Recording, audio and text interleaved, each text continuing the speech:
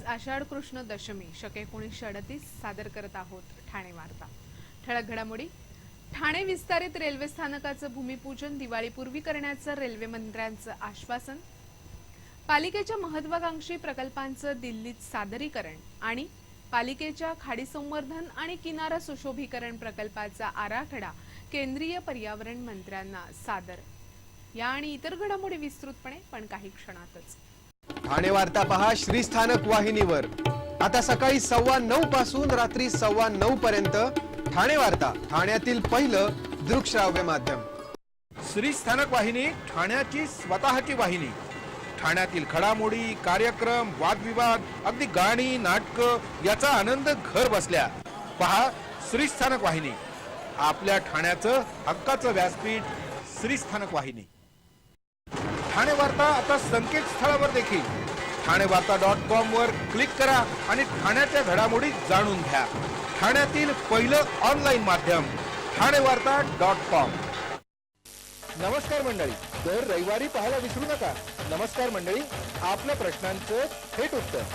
ठाणे वार्ता पहा श्रीस्थानक वाहिनीवर। आता सकाळी 9:15 पासून रात्री 9:15 पर्यंत ठाणे वार्ता, ठाण्यातील पहिलं दृकश्राव्य माध्यम। ठाणे महापालिकेच्या वतीनं राबवण्यात येणाऱ्या खाडी संवर्धन आणि किनारा सुशोभीकरण प्रकल्पाचा आराखडा काल महापौर संजय मोरे, खासदार राजन विचारे आणि महापालिका आयुक्त संजीव जयस्वाल यांनी केंद्रीय पर्यावरण मंत्री अनिल दवे यांना सादर केला। विस्तीर्ण पसरलेल्या ठाणे खाडीचा 32 किलोमीटरचा खाडी किनारा संवर्धन आणि सुशोभीकरण प्रकल्प राबवण्याचं पालिकेनं प्रस्तावित केलं असून या प्रकल्पाचा आराखडा ने पोलिसन या कंपनीनं महापालिकेस सादर केला आहे। या आराखड्याला महाराष्ट्र खाडी किनारा व्यवस्थापन प्राधिकरणानं मान्यता दिली आहे। पहिल्या टप्प्यात सिडको ते साकेत या दरम्यान या प्रकल्पाची अंमलबजावणी करण्यात येणार असून याबाबत केंद्र सरकारच्या पर्यावरण मंत्रालयाच्या परवानगीसाठी या प्रकल्पाचे केंद्रीय पर्यावरण मंत्र्यांसमोर सादरीकरण करण्यात आलं। यावेळी दवे यांनी पालिकेला सर्वतोपरी सहकार्य करण्याचं आश्वासन दिलंय। ठाणे महापालिकेच्या प्रभाग 53 आणि 32 मध्ये 16 ऑगस्ट रोजी होणारी पोटनिवडणूक पुढे ढकलण्यात आली असून निवडणूक आयोगानं ही निवडणूक 28 ऑगस्ट रोजी जाहीर केली आहे। या दोन्ही प्रभागात काँग्रेसचे नगरसेवक होते। प्रभाग 32 चे काँग्रेसचे नगरसेवक संजय घाडीगावकर यांनी राजीनामा दिला होता, तर प्रभाग 53च्या शिवसेनेच्या वळचणीला गेलेल्या नगरसेवकाला हत्येप्रकरणी न्यायालयानं शिक्षा ठोठावल्यानं त्याचं पद रद्द करण्यात आलं होतं। यापूर्वी 16 ऑगस्ट रोजी पोटनिवडणुका होणार होत्या, मात्र आता 12 दिवस पुढे ढकलण्यात आल्या आहेत। या दोन प्रभागात मतदान 28 ऑगस्ट रोजी तर मतमोजणी दुसऱ्या दिवशी म्हणजे 29 ऑगस्टला होईल। उमेदवारी अर्ज 2 ते 9 ऑगस्ट या कालावधीत भरता येणार असून उमेदवारी मागे घेण्याची मुदत 12 ऑगस्ट आहे। ठाणे आयुक्तालयाच्या हद्दीतील नारपोली आणि राबोडी या संवेदनशील परिसरातील पोलीस ठाण्यात पोलीस अधिकारी आणि कर्मचारी यांची वानवा जाणवत आहे। या दोन पोलीस ठाण्यात कर्मचाऱ्यांच्या अभावी कामाचा ताण वाढल्याची कबुली येथे कार्यरत असलेल्या कर्मचाऱ्यांनी दिली।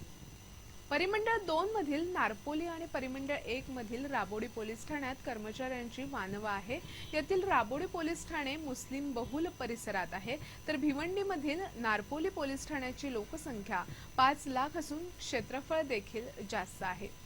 या पोलीस ठाण्यात मंजूर पदापेक्षा अधिक अधिकारी आणि 8 पोलीस कर्मचारी कमी आहेत। येथील पदांना मंजुरी मिळून 3 दशक लोटल्याचं वरिष्ठ अधिकाऱ्यांनी सांगितलं, तर राबोडी पोलीस ठाण्याचा आवाका मोठा आहे। या परिसराची लोकसंख्या 2.5 लाखाच्या घरात असतानाही तुलनेत पोलीस ठाण्यात मंजूर पदं कमीच आहेत। इथे 124 जणांचं मनुष्यबळ आवश्यक असताना प्रत्यक्षात कार्यरत कर्मचाऱ्यांची संख्या 100 आहे। दरम्यान या दोन्ही पोलीस ठाण्यात कामाचा बोजा वाढला असून कर्मचारी तणावाखाली असल्याचं दिसत आहे। ठाणे महापालिकेची कर वसुली कार्यालय 31 जुलै या सुट्टीच्या दिवशीही सुरू राहणार आहेत। शहरातील मालमत्ता धारकांना त्यांच्या देयकातील दुसऱ्या 6 माहीच्या रकमेवर 3% सूट देण्याचा निर्णय महापालिकेनं घेतलाय। ही सवलत 31 जुलैपर्यंत लागू असल्यानं महापालिकेची सर्व प्रभागातील कर वसुली कार्यालय सकाळी 10:30 ते दुपारी 4:30 या वेळात सुरू राहणार आहेत. ज्यांना या योजनेचा लाभ घ्यायचा असेल अशा मालमत्ताधारकांनी मालमत्ता कराच्या थकबाकीसह एकूण देय रक्कम 31 जुलैपर्यंत भरणं आवश्यक आहे. ठाणे वार्ता पहा श्रीस्थानक वाहिनीवर. आता सकाळी 9:15 पासून रात्री 9:15 पर्यंत ठाणे वार्ता, ठाण्यातील पहिलं दृकश्राव्य माध्यम. आपला परिसर स्वच्छ आणि सुंदर ठेवण्यासाठी ठाणे महापालिकेत सहकार्य करा. ओला सुका कचरा वेगवेगळा जमा करा आणि रोगराईपासून मुक्तता मिळवा. ठाणे वार्ता आता संकेतस्थळावर देखील ठाणेवार्ता.com वर क्लिक करा आणि ठाण्याच्या घडामोडी जाणून घ्या. ठाण्यातील पहिलं ऑनलाईन माध्यम ठाणेवार्ता.com. डॉक्टर आणि रुग्णांचं पिढ्यानपिढ्यांचं जिव्हाळ्याचं नातं म्हणजेच डॉक्टर बेडेकर हॉस्पिटल. आता अत्याधुनिक सोयी सुविधा आणि तंत्रज्ञान युक्त वंध्यत्व निवारण केंद्रात IVF आणि टेस्ट ट्यूब बेबीचीही सुविधा. डॉक्टर बेडेकर हॉस्पिटल, महर्षी कर्वेपथ, ठाणे. 65 वर्षांची निरंतर सेवा. ठाणे वार्ता पहा श्रीस्थानक वाहिनीवर. आता सकाळी 9:15 पासून रात्री 9:15 पर्यंत ठाणे वार्ता, ठाण्यातील पहिलं दृकश्राव्य माध्यम.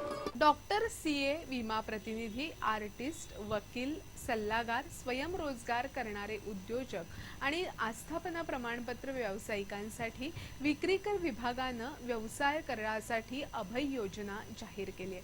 त्यानुसार 30 सप्टेंबर पर्यंत नोंदणी केल्यास गेल्या 8 वर्षांऐवजी केवळ 3 वर्षांच्याच कराचा भरणा करावा लागणार आहे. विक्रीकर विभागातर्फे व्यवसाय कर अभय योजना जाहीर करण्यात आली आहे. या योजनेत नाव नोंदणी केल्यास 1 एप्रिल 2013 पासून व्यवसाय कर भरावा लागेल. त्याआधीचा व्यवसाय असल्यास व्यवसाय कर, व्याज आणि दंड पूर्णपणे माफ केला जाणार आहे. या अभय योजनेचा लाभ घ्यावा असं आवाहन विक्रीकर सहआयुक्त MV महाजन यांनी केलंय. या मोहिमेनंतर सर्वेक्षण केलं जाणार असून त्यात प्रलंबित व्यावसायिकांविरोधात कारवाई करून व्याज आणि दंड आकारण्यात येणार असल्याचं महाजन यांनी सांगितलं. ठाणे विस्तारित रेल्वे स्थानकाच्या कामाचं भूमिपूजन दिवाळीआधी करण्याचं आश्वासन रेल्वे मंत्र्यांनी दिलं आहे. ठाणे महापालिकेच्या 3 महत्त्वाच्या प्रकल्पांचं सादरीकरण केंद्रीय भूपृष्ठ वाहतूक मंत्री नितीन गडकरी आणि रेल्वे मंत्री सुरेश प्रभू यांच्यासमोर सादर करण्यात आलं. त्यावेळी रेल्वे मंत्र्यांनी हे आश्वासन दिलं. ग्रेड सेपरेटर मनोरुग्णालय येथील विस्तारित रेल्वे स्थानक आणि अंतर्गत जलवाहतूक अशा 3 प्रस्तावांचं सादरीकरण करण्यात आलं. महापालिका आयुक्त संजीव जयस्वाल यांनी या 3 प्रकल्पांबाबत तपशीलवार माहिती मंत्री महोदयांना दिली. 3 हातनाका इथे राबवण्यात येणारा वाहतूक सुधारणा प्रकल्प आणि अंतर्गत जलवाहतूक योजनेचे रीतसर प्रस्ताव सादर करावेत अशी सूचना नितीन गडकरी यांनी यावेळी केली. तर केंद्रीय रेल्वे मंत्री सुरेश प्रभू यांनी विस्तारित रेल्वे स्थानकाचा तांत्रिक आराखडा लवकरात लवकर सादर करावा असं सांगितलं. तलावांचं शहर अशी ख्याती असलेल्या ठाणे शहराचा मानबिंदू म्हणजे राम गणेश गडकरी रंगायतन. मासुंदा तलावाकाठी उभ्या असलेल्या या रंगायतनमध्ये नाटक पाहणं ही रसिकांसाठी अनोखी पर्वणी. या गडकरी रंगायतनमध्ये आता खवय्यांसाठी खाद्य संस्कृतीची शिदोरी घेऊन गडकरी कट्टा उभारण्यात आलाय. गडकरी कट्टा हे छोटेखानी हॉटेल तेथील नाविन्यपूर्ण कलाविष्कारामुळे सध्या रसिक वर्गामध्ये चवीनं चर्चिलं जात आहे. किंबहुना अनेक कलाकारही येथील मराठमोळ्या खाद्यपदार्थांची चव चाखण्यासाठी येत आहेत. ठाण्यातील युवा उद्योजक संजय पाटील यांच्या संकल्पनेतून गडकरी कट्टा साकारला असून यात विविध प्रकार ठेवण्यात आले आहेत. कट्ट्यावर प्रवेश करताच नाटकाचा इतिहास तसंच नाविन्यता यांचा अपूर्व संगम दिसून येतो. वैशिष्ट्यपूर्ण लाकडी फर्निचर खवय्यांना जणू निमंत्रण देतात. भिंतीवर राम गणेश गडकरी, आचार्य प्रक्यात्रे, पंडित राम मराठे, दिलीप प्रभावळकर, मच्छिंद्र कांबळी, डॉक्टर विजया मेहता, विक्रम गोखले, नाना पाटेकर, पु ल देशपांडे आदींची चित्र लक्ष वेधून घेतात. त्याशिवाय ठाणेकर कट्टा हे खास ठाण्यातील कलाकारांच्या चित्रांचं स्वतंत्र दालन असून त्यात विजू माने, संतोष पवार, क्षितिज पटवर्धन, संपदा कुलकर्णी, रवी जाधव आदींच्या छबी झळकत आहेत.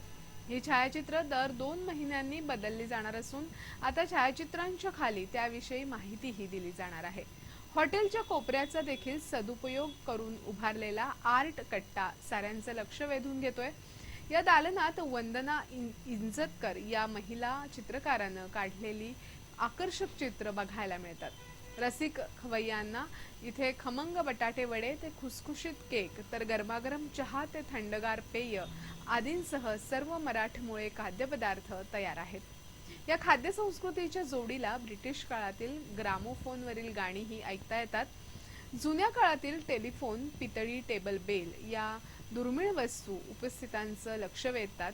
पालकमंत्र्यांच्या सहकार्यानं हा कट्टा उभारण्यात आला असून प्रशांत दामले, सिद्धार्थ जाधव, भरत जाधव अशा अनेक कलाकारांनी या खाद्य कट्ट्याचं कौतुक केलंय।